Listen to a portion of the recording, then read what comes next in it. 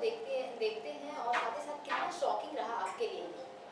Actually थोड़ा सा shocking था क्योंकि इस बार एविक्शन घर वालों के हाथ में दिया था, जनता के हाथ में नहीं दिया था और थोड़ा सा अनफेयर भी लगा।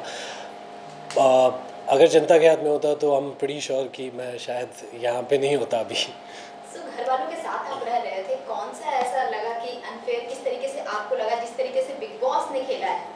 क्या वो बिग बॉस अनफेयर लगे या फिर घर वाले जितने कंटेस्टेंट थे कौन सबसे ज़्यादा अनफेयर लगा आपको? मुझे ये डिसीजन थोड़ा सा अनफेयर लगा कि इस बार के एविक्शन घर वालों के हाथ में होंगे। सो जिस तरीके से स्टार्टिंग से ही देखा जा रहा था कि बिग बॉस खेलेंगे और बिग बॉस ने ऐसा खेला, क्या आपने ये एक्सपेक्ट किया था? ये बिल्कुल भी एक्सपेक्ट नहीं किया था, तो बहुत शॉकिंग था। क्योंकि मुझे ज़्यादा पता नहीं है बिग बॉस के पुराने सीजन्स के बारे में, बट शायद कभी ऐसा नहीं हुआ होगा, I am not really sure. But घर वालों के हाथ में एविक्शन अगर ऐसे ही होना होता तो फिर यार, तो मतलब ऑब्वियस ही बात है, अगर कुछ लोग जो ग्रुप बना के खेल रहे हैं वो जो इंडिविजुअल लोग हैं उनको टारगेट करके निकालेंगे पहले। जिस तरीके से वोटिंग हुई, किसका आपको लगा कि अनफेयर हुआ या फिर किसको आप समझ रहे थे कि वो दोस्त है और वो आपको ये नॉमिनेट कर दिए? मुझे सुम्बुल का थोड़ा शॉकिंग लगा था। सुम्बुल और मेरी काफ़ी अच्छी बॉन्डिंग थी, फिर किसी बात पे हमारी थोड़ी सी तू मैं हुई, बट मुझे लगा नहीं था कि वो नॉमिनेट करेगी। सौंदर्या का बहुत शॉकिंग था। कुछ चीज़ें जो सौंदर्या ने समझी नहीं उनकी वजह से उन्होंने नॉमिनेट किया।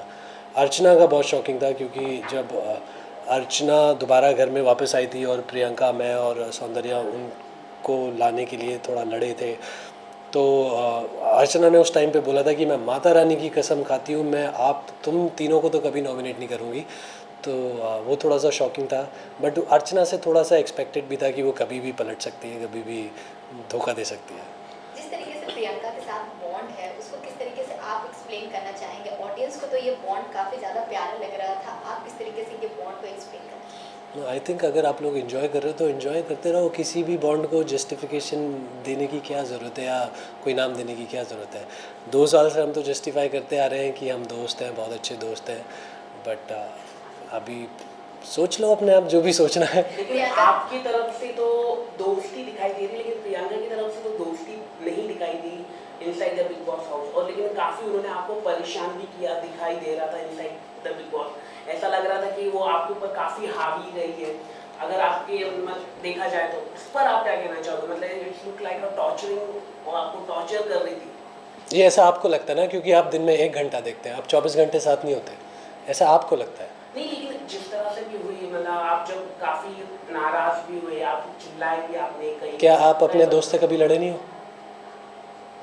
आप लड़े हो ना अपने दोस्त से?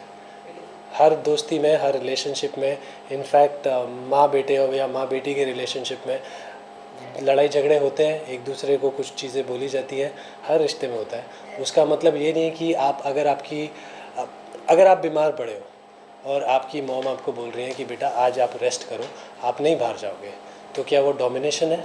क्या वो टॉर्चर है?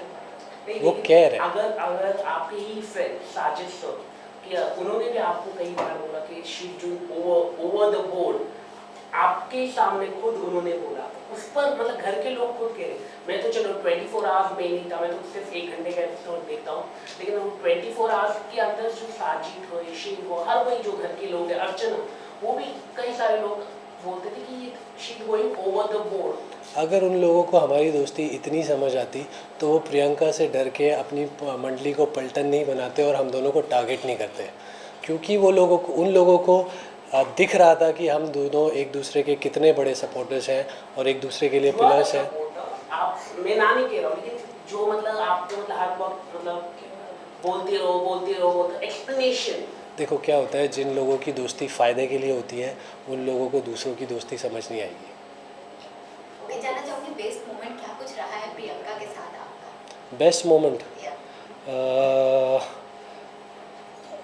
जब घर से चिट्ठी आने वाला टास्क था और प्रियंका को वो चिट्ठी पढ़ने का मौका नहीं मिला था और मैंने उसके लिए एक ऐसी चिट्ठी पढ़ी थी, तो आई थिंक वो बेस्ट मोमेंट था। प्रियंका के अलावा और किसे आप ये ट्रस्ट करते थे और हमेशा उनके साथ बॉन्ड बनाकर रखना चाहेंगे? साजिद सर, उन्होंने हमेशा मुझे सपोर्ट किया है और मुझसे भी जितना बन पड़ा मैंने किया उनके लिए। और हमारी दोस्ती जो भी हुई वो किसी गेम की वजह से नहीं हुई, वो दोनों के पर्सनल इंटरेस्ट की वजह से हुई। उनको भी सिनेमा बहुत पसंद है, मुझे भी सिनेमा बहुत पसंद है, तो हमारी बातें भी ऐसी सिनेमा से ही शुरू हुई। एंड प्रियंका के अलावा सिर्फ साजिद सर हैं जिनके साथ मैं घर के बाहर भी दोस्ती रखना चाहूँगा। घर में सबसे ज़्यादा स्ट्रॉन्गेस्ट प्लेयर कौन लग रहे हैं? प्रियंका। प्रियंका के अलावा अगर बात की जाए तो उनके बाद कौन लग रहा है? मैं कैसे बोलूँ कि उसके अलावा कौन स्ट्रॉन्ग प्लेयर है, सब तो ग्रुप में खेल रहे हैं। ग्रुप में किसकी इंडिविजुअलिटी निकल के आएगी, किसकी पर्सनालिटी निकल के आएगी। एक इंसान नहीं है घर में जो ग्रुप में नहीं खेल रहा। 6 लोगों की मंडली थी, उसमें से मैं और प्रियंका अलग थे, सौंदर्या, अर्चना वो लोग अलग थे, लेकिन हम दोनों को टारगेट करने के लिए वो भी मंडली में जाके मिल गए और पलटन बनाई। तो आप किसको स्ट्रॉन्ग बोलोगे? आपके एलिमिनेशन के बाद प्रियंका का क्या कुछ होगा टेक, या फिर किस तरीके से उनका गेम देखते हैं? कहीं ना कहीं वो वीक होते नजर आएगा या फिर और स्ट्रॉन्ग बन जाएंगे? आपका क्या कुछ इसमें? मुझे लगता है कि अब प्रियंका बहुत और ज़्यादा स्ट्रॉन्ग होगी, क्योंकि वो अब घायल शेरनी बन गई है और पूरे घर को सर पे उठा लेगी और उसको पूरे घर वाले मिल के संभाल नहीं पाएंगे। क्योंकि आपकी जो मंडली की अगर हम बात करें, शिव ठाकरे हो या निमृत हो, निमृत कहीं ना कहीं क्या लग रहा है आपको, क्या ये गेम के लिए साजिद सर को, क्योंकि जहाँ पे उन्होंने आप कह रहे कि साजिद आपके दोस्त थे, लेकिन साजिद और निमृत का जो एक टास्क था जहाँ पर आप लगातार आपने इनको नॉमिनेट कहा भी कि निमृत इस तरह से गलत कर दी कि साजिद सर को रोक दे, लेकिन वो दोनों के प्लान था, वो अगर आप जानते हो भगवान का नाम लेके जो कुछ लिया था उन्होंने, वो सब प्लान था। तो कहीं ना कहीं निमृत हो, साजिद हो, जो मंडली है अपने बेनिफिट्स के लिए ही खेल रहे थे, लेकिन आप जाके वो उस प्लान के बारे में ऑब्वियसली मुझे नहीं पता था, और मुझे उस वक्त ऐसा लगा था कि साजिद सर एक्चुअली में जाना चाहते हैं उस टास्क के लिए और अपना स्टैंड लेना चाहते हैं, और वही एक रीज़न था कि उस टाइम पे मैं साजिद सर के लिए खड़ा हुआ था और मैंने बोला था कि साजिद सर को जाने दो। और इसी बात पे मैंने बोला था कि जिस इंसान के लिए आप हमेशा साजिद सर करते रहते हो, आप लो हो या खुश हो या कुछ हो, आपको साजिद सर चाहिए। तो जब एक वो इंसान आपसे बोल रहा है कि मुझे इस टास्क में इन्वॉल्व होना है, आप उस इंसान को रोक रहे हो, उसको गेम नहीं खेलने दे रहे हो उसका, तो उस वक्त मुझे लगा कि ये जो दोस्ती है कन्वीनियंस की दोस्ती है, फ़ायदे की दोस्ती है। अगर वो नहीं भी होता, अब अगर प्लान भी है तो भी शिव और निमृत की दोस्ती साजिद सर के साथ क्लियरली दिखती है कि ये फ़ायदे की दोस्ती है, क्योंकि निमृत पहले गौतम और शालीन वाले ग्रुप में थी जहाँ पे उन्हें सपोर्ट चाहिए था, आगे बढ़ना था। जब उनकी गौतम से अनबन हुई, जब सौंदर्या उस ग्रुप में आ गई, तो वो जाके शिव के साथ मिल गई, क्योंकि आई थिंक उनको कहीं ना कहीं पता है कि वो इंडिविजुअल नहीं खेल सकती हैं और उनको सपोर्ट के साथ ही आगे बढ़ना पड़ेगा। आपका एलिमिनेशन बहुत ही ज़्यादा शॉकिंग है आपके लिए, हमारे लिए और साथ ही साथ फैंस के लिए। जानना चाहूँगी आपकी जगह किसको आप एलिमिनेट देखना चाहते थे या फिर होना चाहिए, कौन डिजर्विंग था? Sumbul, Nimrit, MC stand, but क्योंकि वो एक ग्रुप का पार्ट है और पूरे ग्रुप ने मिलके हमें टारगेट किया है, तो इसलिए वो नॉमिनेशन में भी नहीं आए।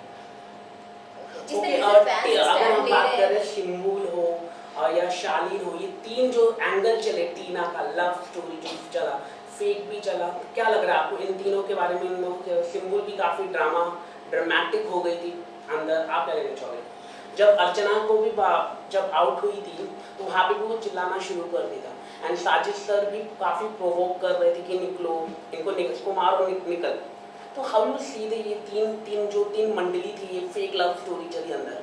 तो मुझे ऐसा नहीं लगा कि सुम्बुल और शालीन की कोई लव स्टोरी थी, क्योंकि सुम्बुल के साथ मैंने काफ़ी बातें की है, मेरा उनके साथ अच्छा बॉन्ड भी था।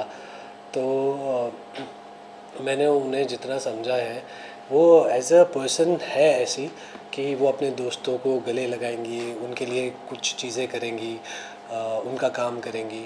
वो शायद कहीं ना कहीं लोगों को थोड़ा गलत लगा, और एक एपिसोड में सलमान सर ने भी आके बोला था कि मैंने सुम्बुल की पुरानी वीडियो देखी तो मुझे रियलाइज़ हुआ कि सुम्बुल ऐसी ही है जिसको लोगों ने गलत लिया। तो ऐसा कोई लव एंगल था नहीं। जिस तरीके से ये पब्लिक जो है बिग बॉस की और आपकी जो फैंडम है वो ट्विटर पे ट्रेंड करवा रहे हैं कि नो अंकित नो बिग बॉस, इसको पर आप क्या कहते हैं? इस पर नहीं, एक क्वेश्चन है ना ओके, इस पर आप क्या कुछ बोलना चाहेंगे? मुझे भी अभी कुछ देर पहले ही पता चला है कि कुछ ऐसा बड़ा ट्रेंड चल रहा है और कुछ 1 मिलियन से ज़्यादा ट्वीट्स हो Yeah. चुके हैं उस पर, which is overwhelming for me. और एक्चुअली में मेरे पास इतना प्यार जो मुझे मिल रहा है उसको बयां करने के लिए शब्द नहीं है, बट सिर्फ इतना ही बोलना चाहूँगा कि I am very grateful and very thankful for all the love and support. Okay, जो अर्चना है, अर्चना की अगर हम बात करें, क्या लगता है अर्चना जो हर जगह पे इतनी फाइट करती है, चिल्लाती है, लेकिन मुफट भी है, मतलब जो है सबके मुंह में बोले। जो नॉमिनेशन का भी अगर हम बात करें, हर बार नॉमिनेशन का सही ही जो होता है आंसर, मतलब जो देना रहता है प्रॉपरली, वो ही दे पाती है। वो तो कभी गलत नहीं बोलती है, चाहे उसकी आपकी बात पसंद ना आए, चाहे आपकी उसका एटीट्यूड पसंद ना आए, ना उसकी आवाज़ पसंद आए, लेकिन जो आंसर देना होता है वो सही, उस पर आप क्या कहना चाहिए? क्योंकि वो गेम में इतनी इन्वॉल्व है और सिर्फ गेम के साथ ही लॉयल है, इसीलिए वो इतना सही जवाब दे पाती हैं। और बात ऐसा नहीं है कि वो हमेशा सही बोलती है, बहुत सारी चीज़ें हैं जो वो बहुत झूठ बोलती है। बहुत लोगों में झूठ बोल के लड़ाइयाँ भी लगवाती हैं और लड़ाई लगवा के वो निकल जाती हैं और इन्जॉय करती हैं। Okay, Okay, thank you. एक आखिरी सवाल, जो मंडली थी जो बार बार साजिद सर को, साजिद सर के लिए मतलब बार बार जो भी गलत नहीं होता है वो बोलते थे, देखो एक जो पर्सन है अर्चना ने ही मतलब आवाज़ उठाई थी कि हाँ ये मंडली है। ये क्या लगता है कि इतने क्यों दबे हुए थे बिग बॉस के जो कंटेस्टेंट, इतने क्यों दबे हुए थे कि साजिद के खिलाफ बोलना, मतलब पहली बात तो ऐसा इंडस्ट्री की वजह से नहीं, पहली बात तो ऐसा नहीं है कि सिर्फ अर्चना ने आवाज़ उठाई थी, प्रियंका ने उन्हें बहुत बार बोला है, प्रियंका ने उन्हें बहुत बार बोला है। कुछ टाइम मैंने भी उन्हें जाके बोला है, सर यहाँ पे आप गलत थे, भी इसमें मैं आपको सपोर्ट नहीं करता, दोस्ती अपनी जगह है। और अर्चना का जो कई बार क्या होता है, वो बोलती सही है लेकिन उनकी लैंग्वेज ऐसी होती है ना, वो इतनी ख़राब हो जाती है और वो इतना गलत बोल जाती हैं जिसकी वजह से उनके सही मुद्दे भी गलत पड़ जाते हैं।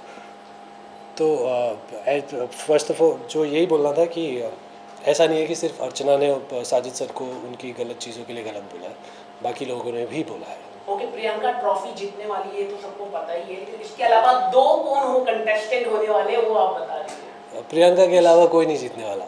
हाँ वो लेकिन टॉप 3 मतलब टॉप 3 में आई थिंक शिव और साजिद सर होंगे, क्योंकि वो ग्रुप का एक पार्ट है, तो एक दूसरे को सपोर्ट करके चलते रहेंगे आगे तक। Thank you.